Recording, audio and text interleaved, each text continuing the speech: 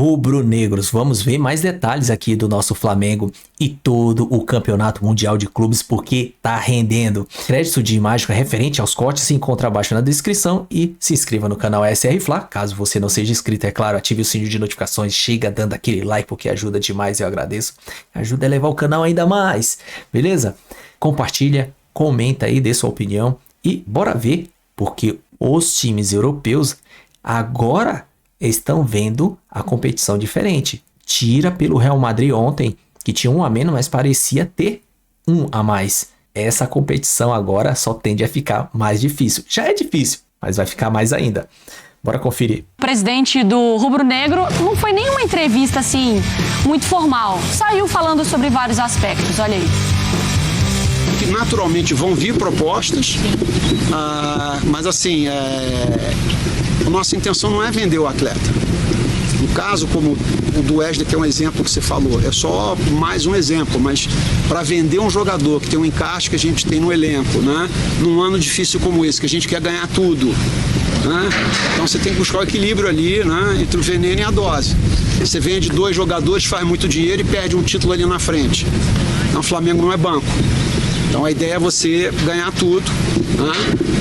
Não perder as oportunidades que você tenha de fazer transações que sejam boas para o clube e para o atleta, e você trazer outros atletas que de alguma maneira reforcem ainda mais o teu elenco. Então é um jogo de xadrez, né? Não é um movimento só. Então não é só eu vou vender o jogador se me pagarem mais. Eu consigo repor, eu tenho possibilidade de repor. No estádio, um projeto para 50 anos, ele tem que funcionar daqui a 5, daqui a 10, daqui a 15 e daqui a 20. Esse é um projeto que, olha, a minha promessa é a seguinte: eu jamais faço nada na minha vida que seja baseado em emoção. Todas as decisões importantes da minha vida que eu me baseei em emoção, eu fiz coisa errada.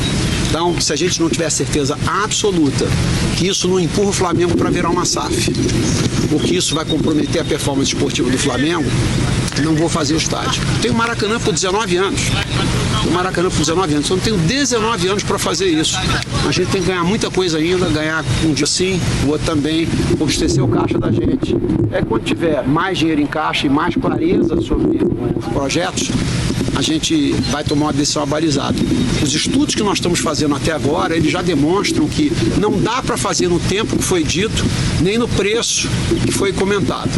Os estudos que estão fazendo, tem 4 empresas avaliando os trabalhos que eles fizeram, que eram preliminares, e a conclusão, infelizmente, é de que as coisas vão demorar mais tempo e vão custar mais do que tinha sido colocado naquela época.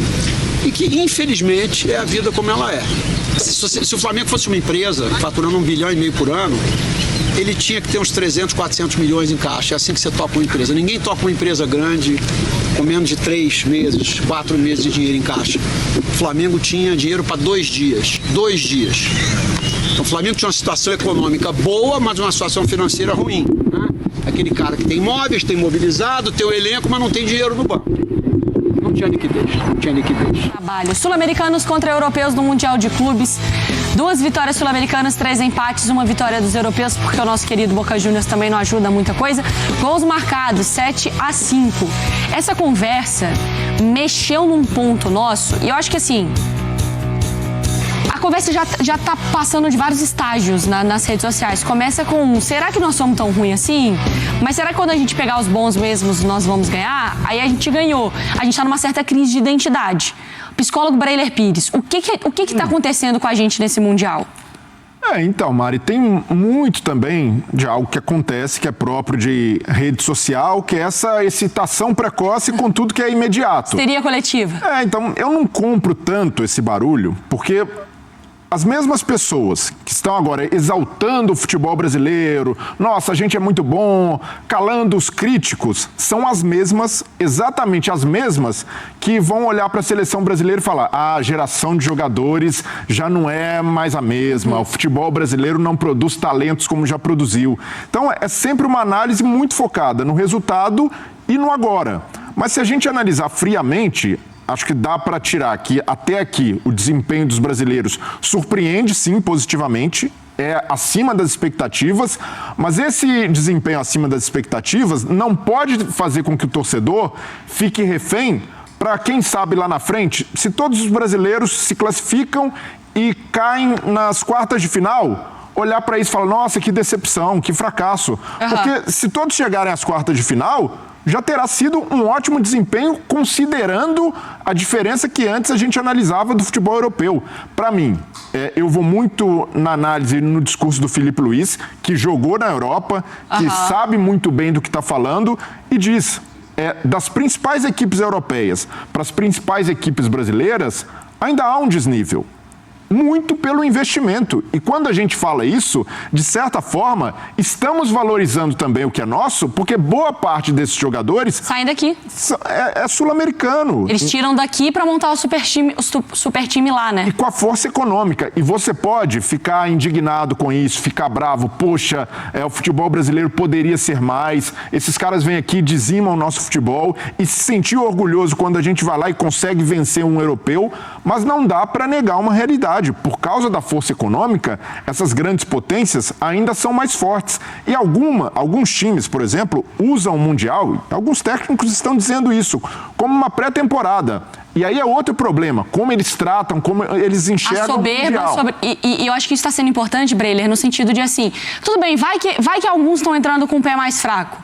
Está sendo importante para essa soberba do assim, não vai ser de qualquer forma que você vai ganhar. Então, a equipe brasileira ou sul-americana vai te dar trabalho, você não vai entrar e jogar de qualquer jeito para ganhar. E de verdade, eu não vejo os times europeus entrando com o pé mais fraco ou fazendo corpo mole. O que acontece é que alguns times olham para isso e falam, vamos usar como planejamento para a próxima. E pode ser que daqui a alguns anos essa visão mude com a valorização do Mundial de Clubes. Mas isso não desmerece em nada o que os times brasileiros estão fazendo até aqui. Pelo contrário, estão competindo muito bem. O Flamengo, por exemplo, vencendo com posse de bola. O Botafogo com outro modelo, mais defensivo, reconhecendo sua fragilidade e também sendo bem sucedido. E o principal até aqui eu valorizo muito o trabalho dos treinadores de times brasileiros que têm olhado jogo a jogo, adversário a adversário e montado uma estratégia. Isso é o principal. Isso faltava, na minha visão, ao futebol brasileiro e hoje a gente evoluiu na parte de comando técnico. Para você, Jailson, qual que é a conclusão que você chega de tudo isso que a gente viveu, pelo menos em 2 rodadas de Mundial? Eu já me irritei muito, né? Eu já fiquei muito feliz com essa competição, mas também já me aborreci bastante por conta dessa resenha. Porque eu vejo das duas formas. Eu entendi tudo que o Breiler falou, eu concordo com ele. Só que também tem a questão de tentar esvaziar a competição, sabe? E, assim, tem o lado europeu, que eles, eurocentrista, né? Que eles acham que só o que acontece lá na Europa que vale, que o que acontece ao redor do mundo não vale de nada. Aí pega o que a gente estava falando em relação ao investimento, que vocês estavam trocando aí. Que é o que eles vão pegando, onde o jogador se destaca, pega lá o poderio financeiro que eles têm, eles vão lá e pagam a multa rescisória, que é dinheiro de pinga para eles, e levam o talento. E aí, se a gente for entrar nessa resenha, a gente vai falar de todo o conteúdo histórico, né? Tudo que já aconteceu no planeta. Mas, enfim, saindo um pouco dessa questão, eu também tenho a questão do calendário. Todo o calendário é porque os caras estão fragilizados, porque tá no final da temporada deles e tudo mais. Eu falei isso ontem no Mundo F, já falei lá no IBGE que você fala, que você brinca, né? Das suas redes sociais. Rede social, e vou falar aqui novamente. Todos os modelos até agora de Mundial de Clubes, assim, desde que eu me entendo por gente pra cá, né? Foram no final do ano. E era sempre no final da nossa temporada. Que joga mais, né? Que o brasileiro, né, os sul-americanos já jogam mais, naturalmente já jogam mais, e chegavam esfacelados para jogar o Mundial de Clubes. A gente pode lembrar do exemplo agora do Botafogo contra o Pachuca, que teve toda a questão de acabou de vencer a Libertadores, teve lá, foi viajar, enfim, foi lá esfacelado para jogar o Mundial. E aí agora que está tendo essa oportunidade de um campeonato maior, de sem ser só um jogo, acho que esse é o ponto principal também, não está sendo só um jogo, está sendo uma questão de estudo, outros adversários, outros continentes, uma competição para tal. E aí vem essa resenha de que eles estão cansados, que eles estão esgotados, que era um absurdo e tudo mais, porque quando era com a gente não era. Sabe? E aí quando é com os europeus isso não pode acontecer. Então tem a soma do lado europeu e também tem a soma dos torcedores que queriam que os times estivessem lá, os times brasileiros no caso, e não estão lá e compram essa narrativa lá da Europa. E em relação ao estudo, essa é a parte que mais me pegou. Que eu tô admirado realmente dos times brasileiros, porque mostra não só o talento, a técnica dos jogadores em campo. É realmente você estudar e levar a sério a competição e adaptar o seu time ao adversário. Uma coisa simples, a troca do Danilo lá e do Léo Ortiz. Sim, sim. Aquilo ali foi estudo do Felipe Luiz em relação ao que o Pedro Neto poderia fazer nas costas do Léo Ortiz. E valorizar dos treinadores? Valorizar o que o Renato Paiva fez com o Botafogo. Valorizar o que o Renato fez com o Fluminense contra o Borussia, na hora que ele botou 3 jogadores no meio campo e sacou o Ganso. Cara, pô, você sacou o Ganso, sabe? Então é valorizar o que os treinadores brasileiros estão fazendo. E aí, se os europeus não estão levando tão a sério, com todo o respeito, problema deles. É o problema deles. Eu tô achando essa competição o máximo e também gostaria de valorizar, sim, os treinadores que estão fazendo trabalho por aqui. Até falando, eu vi o Eric Faria falando sobre isso, também. Sobre a Nations League, né? Eu vi, exatamente. E a gente transmite, eles também transmitem, ele falou sobre isso. Que basicamente você não consegue fazer amistoso de pré-copa. Jogam entre eles. Eles jogam entre eles, com eles fechados, dão um troféu, vira aí o maior título da vida do Cristiano Ronaldo, do não sei quem. Que o Marrocos fez na última Copa justamente por causa disso. Estão fechados na casinha lá só jogando entre eles e não estão mais conseguindo trocar com outras escolas.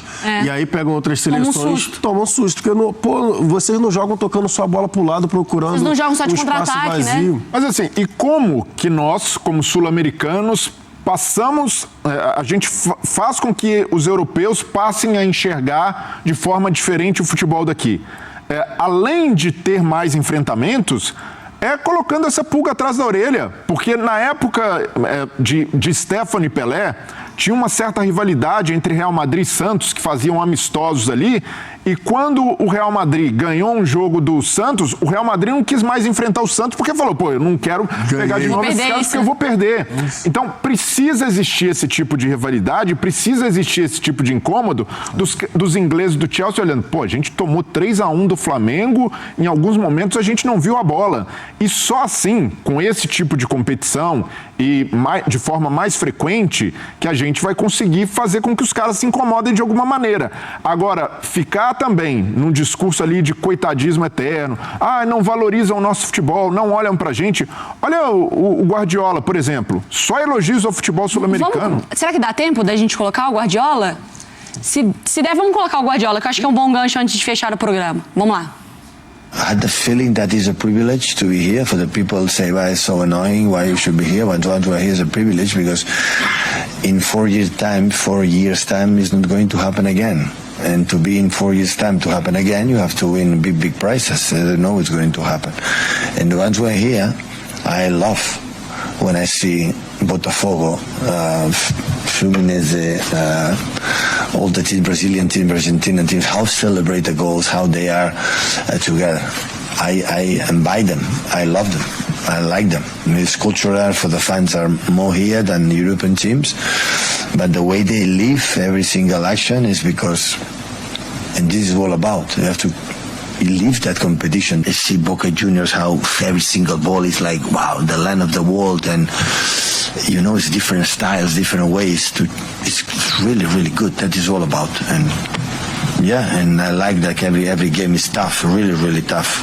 Except 1 or 2, all the games so tight, and the people say, surprise, a European team lose. Oh yeah, welcome to the real world, my friends. Welcome to the world. You look like you are just look your belly. You are not watching what happened because they are good. E o Richard já trouxe ali algumas informações que ajudam a gente um pouco a projetar o que vai ser esse Flamengo do último jogo. Me parece que é obrigatório poupar quem tem cartão amarelo, por exemplo. Gerson e Pulgar, você imagina, 2 jogadores fundamentais para esse time. Porque os cartões zeram só a partir da próxima fase. Quem tomar o segundo cartão na última rodada perde o jogo de oitavas. Suspenso do jogo das oitavas. Não faria nenhum sentido correr esse risco com o primeiro lugar garantido. Se fosse a vaga e você ainda precisasse ali disputar o primeiro lugar, corre algum risco. Fugir do Bayern de Munique, né? Beleza. Tirando isso, não há justificativa. E um jogador como o De La Cruz, para ganhar rodagem, seria legal. Mas, se existe alguma suspeita, e é bom lembrar, né? O José Boto, o diretor de futebol do Flamengo, esses cargos mudam de nome de clube para clube, mas é mais ou menos a mesma coisa, né? Então, é o cara que cuida lá do futebol do Flamengo. Ele disse que o foco está no segundo semestre. Acho que essa é uma frase importante, não porque também não vamos entrar naquele papo do desinteresse, não é isso, mas assim, o Flamengo vai dar prioridade a ter o time inteiro para disputar Libertadores, Brasileiro, os títulos do segundo semestre. No Mundial quer ir o mais longe que conseguir, certo? Mas o que eu fico imaginando é que assim, não é uma competição que vai fazer o Flamengo, o Felipe Luiz, por exemplo, exigir sacrifícios além da conta dos seus jogadores. Né? Não, é uma competição para isso, e sendo muito sincera e direta, nessa última rodada, com o primeiro lugar garantido, não tem por que o Flamengo correr qualquer tipo de risco com seus atletas. Na minha concepção, é jogo para poupar os principais titulares dentro, né, dessas situações de cartão amarelo, para não perder jogadores importantes para um jogo de oitavas de final, que promete ser um jogo mais cascudo, um jogo um pouco mais duro. Mas assim, nesse jogo do Flamengo contra o Los Angeles, é poupar, ir tranquilo, ganhar minutagem com alguns reservas, ponto. Não correr risco. Não só quem tem amarelo, né? Arrascaeta saiu porque estava faltando intensidade contra o Chelsea. Jorginho, mais veterano. Tira essa turma, deixa fora, guarda para as oitavas. Tem muita dúvida sobre isso, não. Vou ficar surpreso se esses jogadores estiverem em campo. Aí tem uma questão de, por exemplo, da rodagem é que ainda não jogou no Mundial. Cebolinha já entrou em campo no Alexandre na lateral, por exemplo, pode voltar ali, porque o Aguaí tem jogado. Né? O Vinha, que está se recuperando de lesão, já num processo mais avançado do que o De La Cruz. Volta o Léo Ortiz, que não jogou contra o Chelsea, né? Pode ficar ali, aproveitar. Para esses caras é bom estar em campo. Não necessariamente o tempo todo, você também pode administrar. É hora de gerenciar elenco.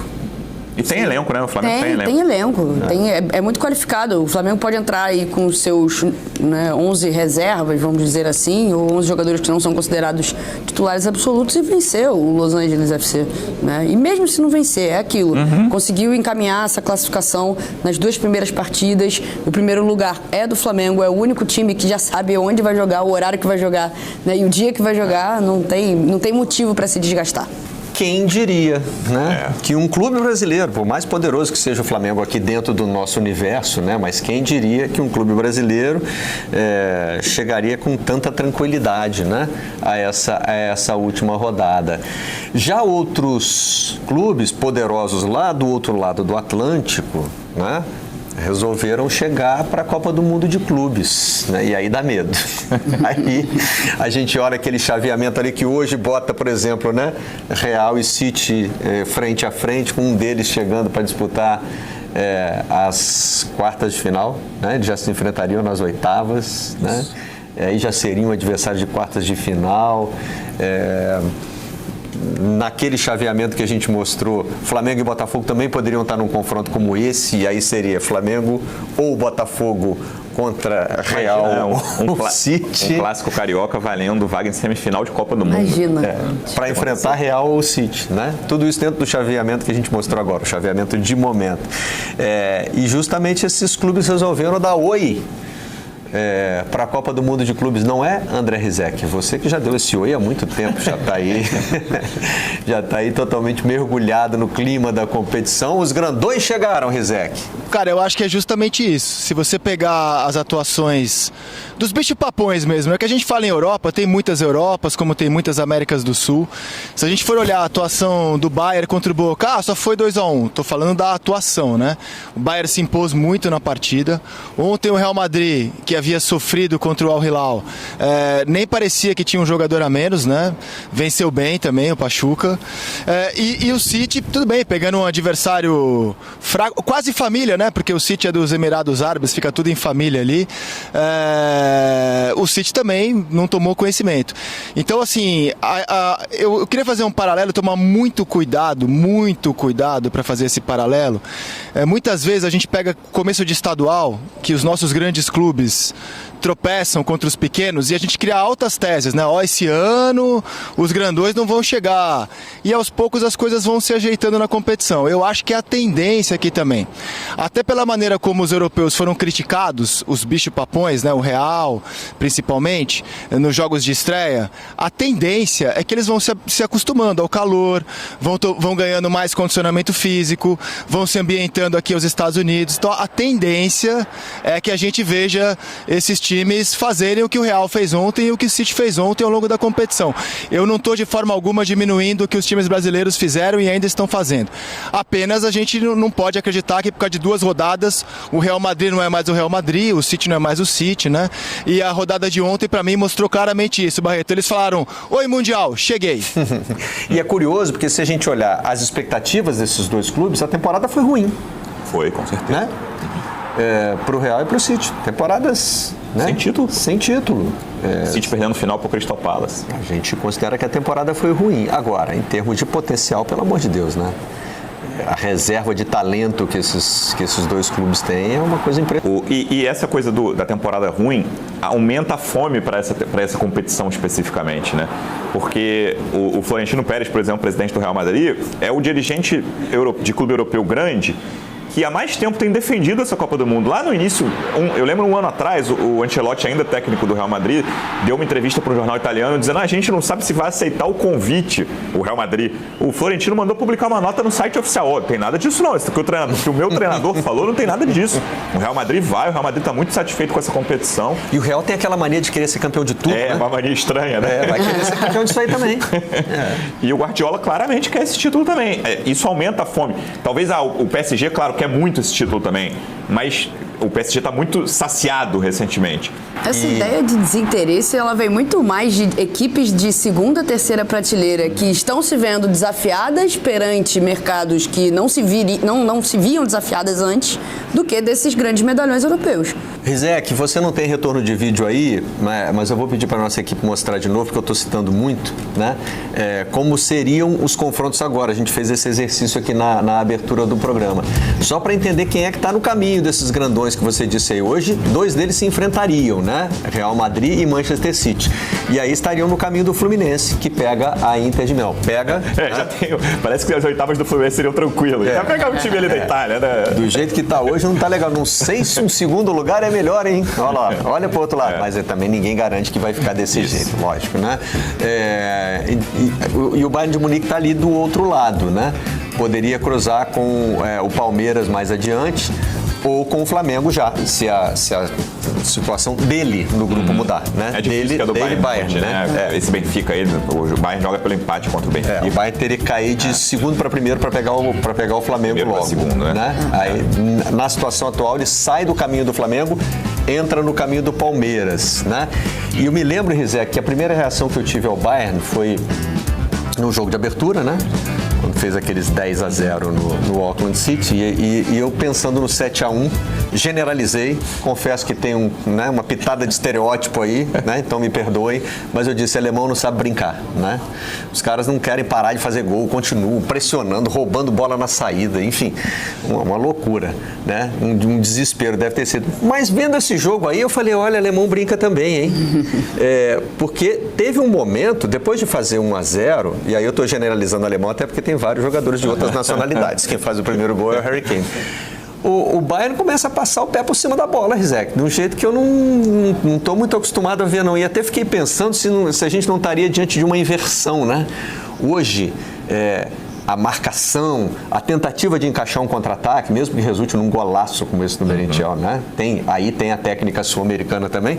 Mas se a gente não está vendo mais uma coisa assim, né? A brincadeira do outro lado, né? O drible, enfim, a malemolência, né? Do lado dos clubes europeus e os sul-americanos tentando resolver na raça. Não no geral, né? Porque se pegar Flamengo e Chelsea, por exemplo, não foi isso, né? Foi só um time melhor do que o outro mesmo. Mas, enfim... Cara, os sul-americanos estão competindo muito aqui, né? E assim, eu acho que é bonito de ver a maneira como a gente encara a competição. E eu acho que a gente devia desfrutar desse Mundial, não digo redação não, porque a gente, jornalista esportivo, a gente faz muita tese, né? E eu queria propor uma tese que é a não tese. Não, exato, porque assim, ó... se a gente for... O Felipe Luiz, para mim, ele deu a entrevista mais brilhante aqui sobre esse assunto no Mundial de Clubes. Quando ele lembrou que o Central Córdoba derrotou o Flamengo no Maracanã, o próprio Felipe Luiz falou, torcedores, calma, né? A gente não igualou o Real Madrid, a gente não igualou o Bayern. Eu acho a entrevista do Felipe brilhante, né? A gente pode competir com eles? Claro que pode, né? A gente tem raça, a gente tem vontade, tem organização, nossos treinadores buscaram soluções táticas, o Boca jogou com muita vontade, jogou para perder de pouco do Bayern, né? O Boca aceitou o 2-1, entendendo que vai poder fazer o placar que achar necessário contra o Auckland. É uma tática. Mas a não tese é a seguinte, o Central Córdoba foi ao Maracanã e ganhou do Flamengo. Alguém estabeleceu uma tese de que a distância entre o futebol brasileiro e argentino diminuiu por causa daquilo? Claro que não, né? O último time, a gente fala de Europa, tem muitas Europas, né?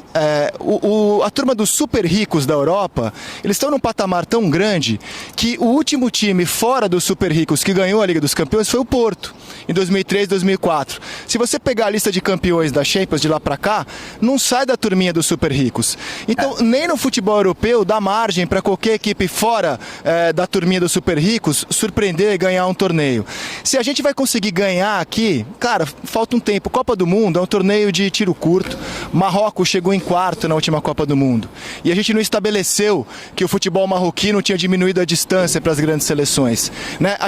Eu acho que a gente tem que aprender a desfrutar mais, curtir mais o momento e ficar parando de tese. Por exemplo, eu vi gente falando, não, então agora o Ancelotti vai ter que convocar mais jogador que atua no Brasil do que na Europa. Agora mostramos que não tem diferença. Torcedores, calma, vamos curtir a Copa do Mundo, o torneio de tiro curto. Até aqui, todos os brasileiros lideram seus grupos, demais, lindo, mas podem ser eliminados com exceção do Flamengo na última rodada também. Vamos ter calma e vamos curtir mais o momento, em vez de querer estabelecer grandes teses a cada rodada, a cada 90 minutos. Senão a gente vai enlouquecer e vai enlouquecer quem nos assiste. Quando o Rizek citou o Felipe Luiz, a gente rodou imagens dele, mas não são imagens recuperadas, são de agora. O Flamengo está treinando, né? E a organização da competição libera a presença da imprensa durante 15 minutos, se não me engano. Então a gente já viu ali o Felipe Luiz conversando com a comissão técnica, os jogadores reunidos numa rodinha ali no centro. Se tivermos mais imagens, também vamos rodando aqui ao longo do nosso papo. Aí, de novo, o Felipe Luiz, tá aí o Wesley sentado na bola, saiu sentindo, né? Então, outro que a gente vai ter que entender se vai para o jogo, se não vai, enfim. Mas eu termino a minha coluna de domingo no Globo, que fala justamente sobre isso, os confrontos americanos e europeus, dizendo a tendência é de que os europeus, ao longo da competição, retomem o seu melhor futebol, né? Mas, enquanto isso, sou a favor de desfrutar também, de desfrutar cada confronto, gente. Cada confronto. Ainda não chegou a hora de pegar o Bayern de Munique, né? O Real Madrid, o Manchester City, que são desse clube dos super ricos, que, inclusive, quiseram fazer o campeonato deles mesmos, né? Eles não queriam jogar nem com os outros europeus, que dirá o resto do mundo. Né? Eles queriam ficar jogando entre eles o resto da vida. Contra esses, os times brasileiros que ganham a Libertadores normalmente medem forças na Intercontinental, que era Mundial. Num jogo só, que já vale o título, né? E aí, normalmente, essa diferença se impõe. Às vezes por mais gols de vantagem, como foi com o City contra o Fluminense. Às vezes com menos, como foi Chelsea e Palmeiras, como foi Liverpool e Flamengo. Mas, enfim, quando é o principal time da temporada lá contra o principal time da temporada aqui, num confronto só, né? Num jogo só, é difícil se impor. E é muito legal ver que, olha só, os principais times brasileiros, que a gente está lá claramente com os melhores, não sei se com os 4 melhores, mas Flamengo e Palmeiras nos últimos anos estão acima dos outros, o Botafogo é o atual campeão da Libertadores e do Brasileiro, e o Fluminense tem um bom time também, ver esses 4 times disputando e ganhando, ou então empatando, jogando bem, contra times que não são as maiores potências europeias, mas são bons times. O Chelsea é um bom time, o Borussia Dortmund é um bom time, o Porto é um time mais ou menos, mas que tem... Pela primeira vez em muito tempo da Europa, a gente está conseguindo fazer essa comparação mais ampla. Isso. Porque antes era só assim, o nosso melhor da temporada com o melhor deles na temporada, né? Aí a gente está perdendo desde 2013, quando o Corinthians ganhou do Chelsea. Bom, isso é verdade. Os times europeus, eles estão acordando, e eu acredito que os caras não estão gostando nada disso, com relação aos sul-americanos se destacando e vencendo. E eu acredito que os times europeus, eles estão acordando, sim, já estão jogando já com mais vontade, porque aquela percepção que a gente tinha de que os times europeus não gostam, não quer, não dá valor tanto a esse Mundial. Mas você viu o jogo do Real Madrid ontem, isso é verdade, que ele falou mesmo. Os caras estavam com 1 a menos e jogando, parece que tava com 1 a mais. E o PSG, depois daquela derrota pro Botafogo, e o que o Felipe Luiz vai fazer agora, ele tá certo, tem que poupar principalmente quem tem cartão e quem tá com a minutagem alta, tentar poupar esse pessoal, porque o Flamengo, entre todos, é o único que tá garantido em primeiro lugar, porque já fez 6 pontos. É isso aí o vídeo.